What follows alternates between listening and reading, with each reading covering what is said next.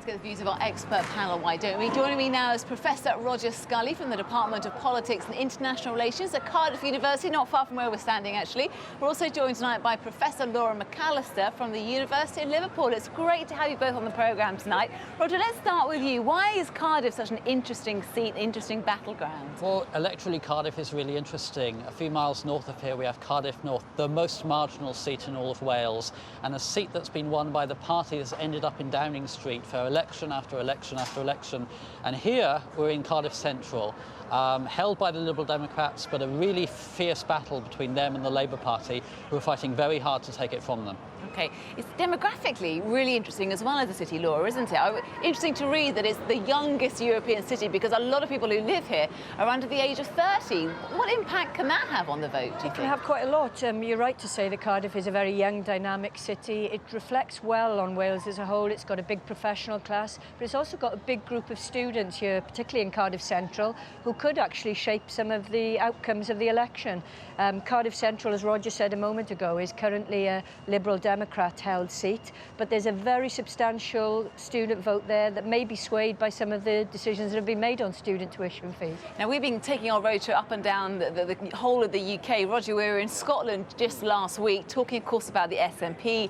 Here, of course, we can talk about Plaid Cymru, but they're not very equal, are they? Are you surprised by that? Do you think Plaid Cymru as the national party should have more say, a louder voice, perhaps? Well, I mean, Scotland and Wales, you know, their politics are in very different places, and Plaid Cymru certainly are in nowhere near as strong a position as the SNP is in Scotland at the moment. I mean, Plaid Cymru in this election, first of all, they have to hang on to the 3 seats they've got, and then they're targeting at most 3 more seats. So that's 6 out of the 40 in Wales, whereas in Scotland we're looking at the SNP maybe getting 40, 50 of the 59 seats. So, you know, Plaid Cymru at this election, we're looking for maybe limited gains, but you know, they're not making anywhere near sort of the advances in the polls that the SNP have been doing in Scotland. And yet, Laura, they've had quite a bit of publicity. Leanne Wood has been on numerous TV debates across the whole of the nation. But surely that's going to help them, She right? has, and when I talk to my colleagues in England, they've been very impressed with what she's done and how she's come across and so on. And that hasn't really been transferred into a big boost for Plaid Cymru in the polls, which is why, as Roger says, I think the party will do well to hold on to what it's got and maybe make an advance in 1 seat. Are you surprised by that? To a degree, yes, but Wales and Scotland are very different countries, and the SNP and Plaid Cymru are in very different places in each. The Labour Party here is much more aligned to some of the devolution context than the Labour Party is in Scotland, so we're talking about completely different contexts, really. Now, Roger, I've been out and about in this beautiful city, talking to normal people going about their everyday business. We've got a nice big tipper truck coming behind us here. It's a busy time of the day here in the middle of Cardiff. And people seem to get really annoyed with the political mudslinging. It really seems to turn them off. I suppose you're not surprised by that, right? No, and that's what we encounter in a lot of the polls in Wales. And I think we've seen often in the past in the UK people angry, disillusioned with one particular political party or set of leaders.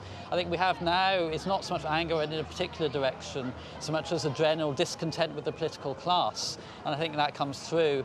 And you know, you see a campaign, politicians on the TV screen a lot for several weeks. For some people that helps them make up their mind. For a lot of people it just makes them get a bit fed up and they want to see the end of it, I suppose. And you both have been watching this election campaign intently. Laura, we said earlier that you're almost a little bit bored of what you've seen so far. What's going to ignite this campaign, and what is going to get those polls moving? Because they are just not moving, are they? At the moment, but I wouldn't say bored. I'd just say it's been very tightly controlled, you know. So the big parties, particularly the Conservatives, Labour and Lib Dems, have really had a tight grip on their candidates and their leaders.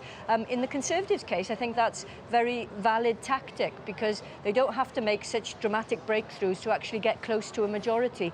But it hasn't really taken off yet, and of course we've only got another 2 weeks. So well, anything could happen in 2 weeks, right? It could do, yeah. Laura, Roger, thank you very much for your thoughts tonight. It's great having you on.